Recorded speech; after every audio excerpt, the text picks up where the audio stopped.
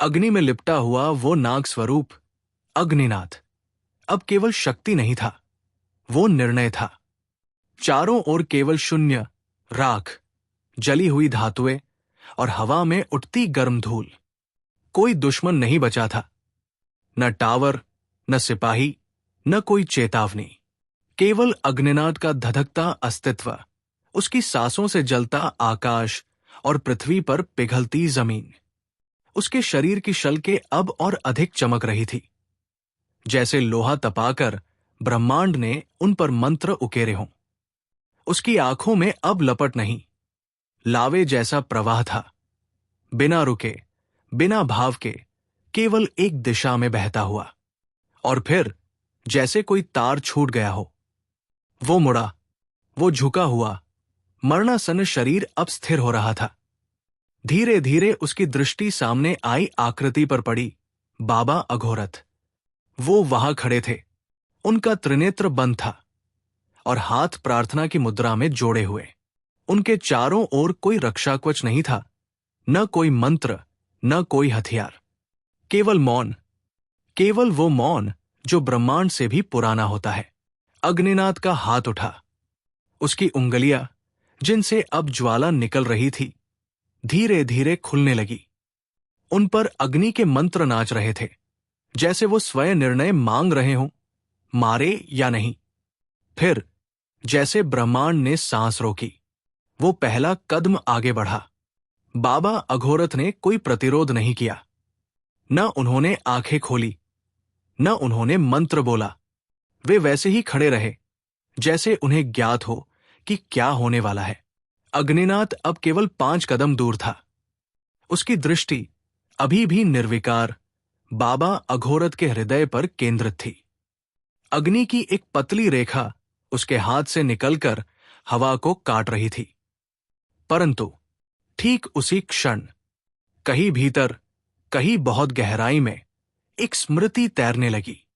एक सर्द रात, मिट्टी से सना हुआ शरीर और एक हाथ जो उसके कंधे पर रखकर बोला था, जब कोई अस्त्र नहीं रहेगा, तब तेरा चित्त ही तेरा रक्षक होगा। फिर एक और दृश्य, बाबा अघोरथ उसके सामने एक यंत्र को जलाकर दिखा रहे थे और कह रहे थे, तंत्र को समझना है, पहले खुद को जान। और फिर वो क्षण जब रुद्र पहली बार हार गया था और बाबा ने उसे अपनी गोद में लेकर कहा था, तू अकेला नहीं है बेटा।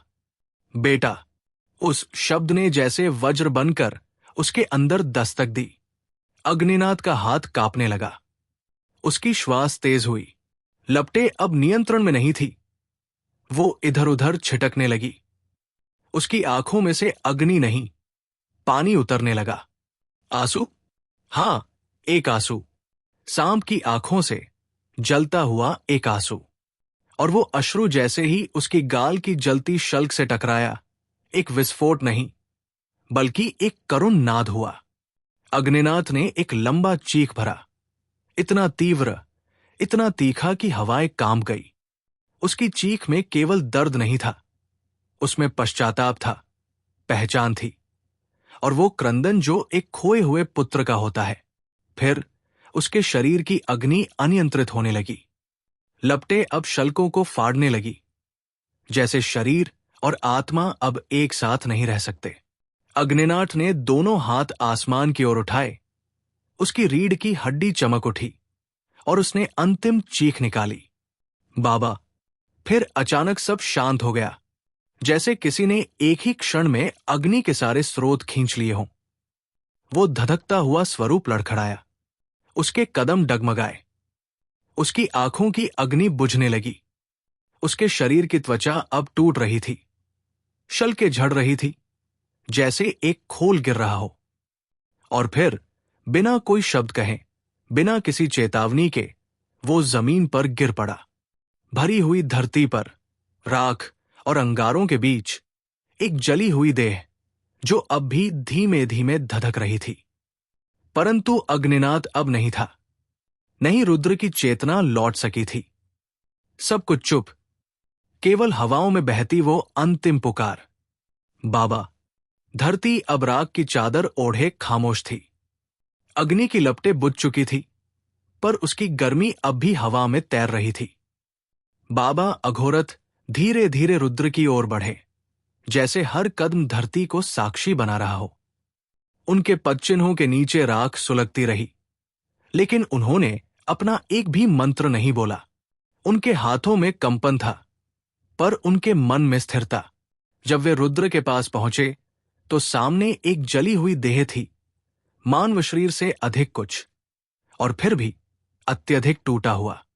अंगुलियां अब भी गर्म थी, और उसकी छाती पर अभी भी लपट की पतली रेखा हल्की हल्की कांप रही थी। बाबा झुके। उनके नेत्रों में कोई भय नहीं था, केवल अपनापन।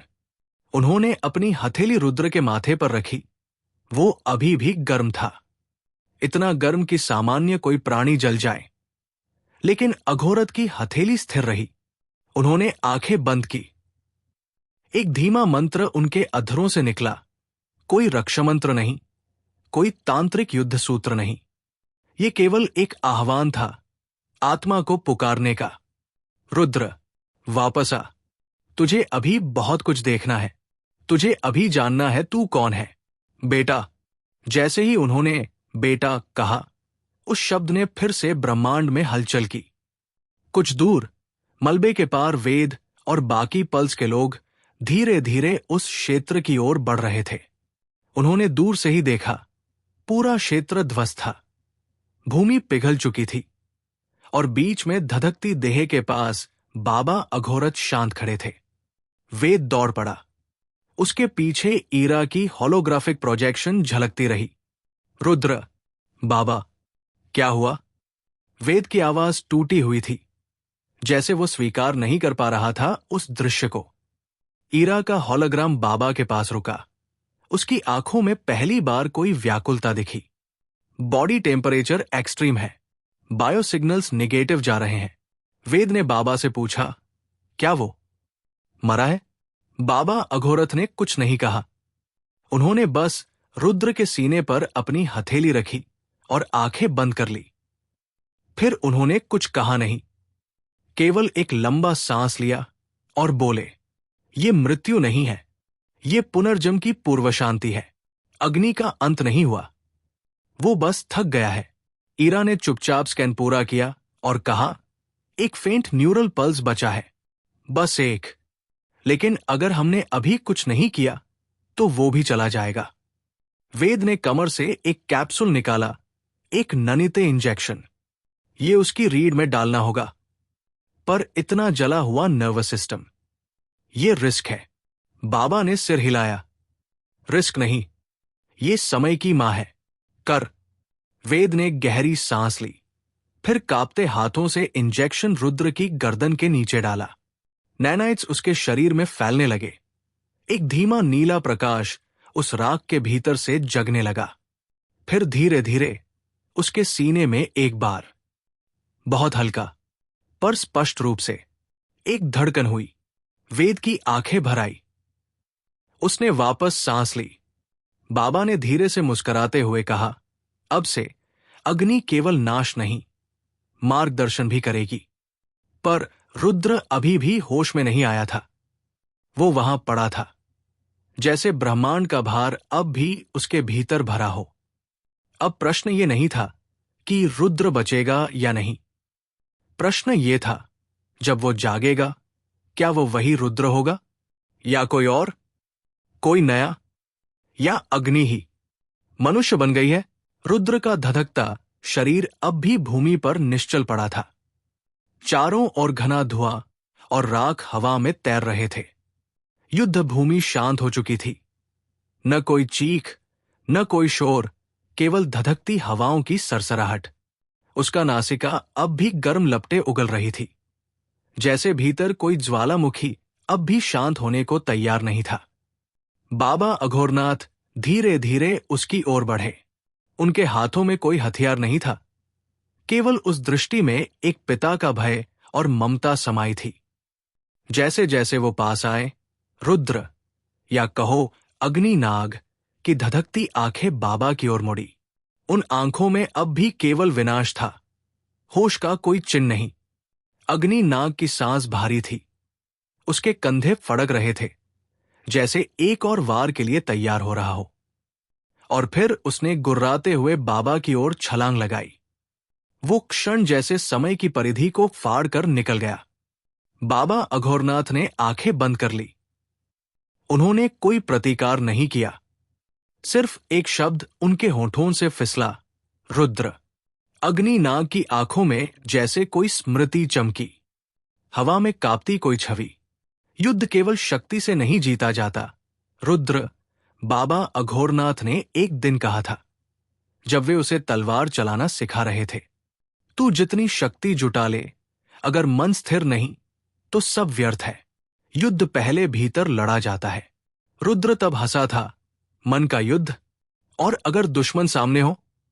बाबा ने उसकी आंखों में झांका था। अगर तू अपने भीतर का राक्षस जीत गया तो कोई भी तुझे हरा नहीं सकता। एक और स्मृति। बाबा एक छोटी लकड़ी की चौकी पर बैठे रुद्र के सिर पर हाथ फेरते हुए बोले थे, तू केवल योद्धा नहीं है, रुद्र। तू अग्नि है, तू नाग है, तू दोनों का संतुलन है। और मैं तेरा मार्गदर्शक हूं, जब तक तू चाहे। रुद्र के भीतर की अग्नि जैसे काम गई। अग्नि नाग की आंखों में एक पल को जलती हुई लपट थमी, और फिर उसके दाएं नेत्र के कोने से एक बूंद आंसू बह निकली।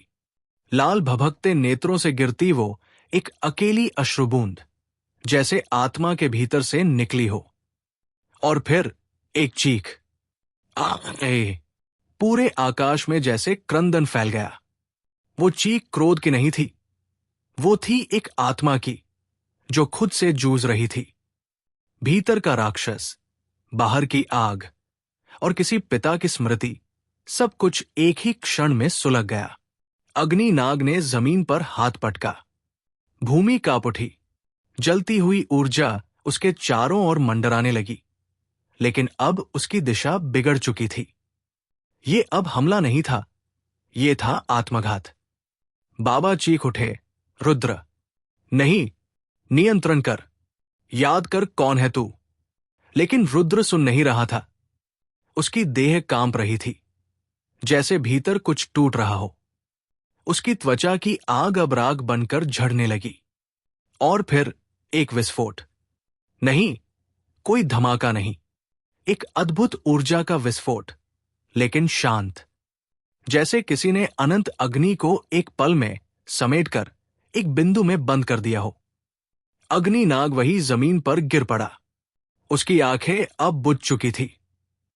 उसका चेहरा शांत था, जैसे किसी तपस्वी का। उसके चारों ओर ऊर्जा की लहर अब भी धीरे धीरे फैल रही थी, लेकिन अब वो विनाशकारी नहीं थी। वो अब चेतना का संकेत दे रही थी। बाबा घुटनों के बल उसके पास पहुंचे। उन्होंने उसके धधकते माथे पर हाथ रखा। वो अब भी गर्म था, लेकिन अब उसमें क्रोध नहीं था। तू जीत गया, मेरे बच्चे, अपने भीतर के राक्षस से। बाबा की आंखें नम थी, लेकिन चेहरे पर मुस्कान थी। पीछे से वेद, ईरा और बाकी पल्स सदस्य धीरे धीरे समीप आने लगे। सबके चेहरों पर विस्मय था, भय भी, लेकिन सबसे अधिक श्रद्धा। वो केवल रुद्र नहीं रहा था अब, वो था अग्निनाग। लेकिन इस रूप में नहीं जो विनाश लाए, बल्कि वो जो अपने ही भीतर की अग्नि से स्वयं को जलाकर निखरे। एक युग का अंत नहीं, बल्कि एक नव युग की शुरुआत थी। और उस शुरुआत की कथा अभी बाकी थी। चारों ओर सन्नाटा था। बाबा अघोरनाथ ने रुद्र के धधकते माथे पर हथेली रखी ही थी कि उनकी उंगलियों के नीचे कुछ धड़कने लगा। लेकिन वो हृदय नहीं था, वो कुछ और था, जैसे किसी अनजानी शक्ति की कंपन। और तभी रुद्र की आंखें अचानक एक पल के लिए खुली, पर वो आंखें अब वैसी नहीं थी। उनमें ना आग थी, ना शांति। वो शून्य थी, बिल्कुल शून्य। बाबा घबरा उठे। रुद्र, उनकी आवाज कांप उठी, लेकिन कोई उत्तर नहीं आया। फिर कुछ हुआ। रुद्र की देह के नीचे की भूमि धीरे धीरे नीली रोशनी से चमकने लगी, जैसे कोई प्राचीन तंत्र सक्रिय हो गया हो। आसमान में गहरे नीले रंग की रेखाएं बनती चली गई और हर दिशा में एक ही शब्द गूंजा, संक्रमण आरंभ हो चुका है। बाबा पीछे हटे। वेद चिल्लाया, बाबा, ये क्या हो रहा है? ये कोई सामान्य चेतना नहीं है, ये कुछ और है। और तभी रुद्र का शरीर हवा में उठने लगा, एक नई ऊर्जा से घिरा हुआ, जैसे कोई और चेतना, कोई और सत्ता उसे पुकार रही हो। क्या यह रुद्र का अंत है या किसी और की शुरुआत? कौन सी शक्ति है जो उसके भीतर जाग उठी है? क्या अग्नि नाग अब भी रुद्र के वश में है या वो बन चुका है एक चलती हुई अग्नि? क्या बाबा अघोरनाथ रोक पाएंगे उस संक्रमण को या इतिहास खुद को दोहराएगा? और वो नीली ऊर्जा, क्या वो रुद्र को किसी प्राचीन नागलों की ओर खींच रही है? ये सब जानने के लिए सुनते रहिए कोड ऑफ वासुकी, क्योंकि ये सिर्फ एक युद्ध नहीं, ये है एक आत्मा की जागृति।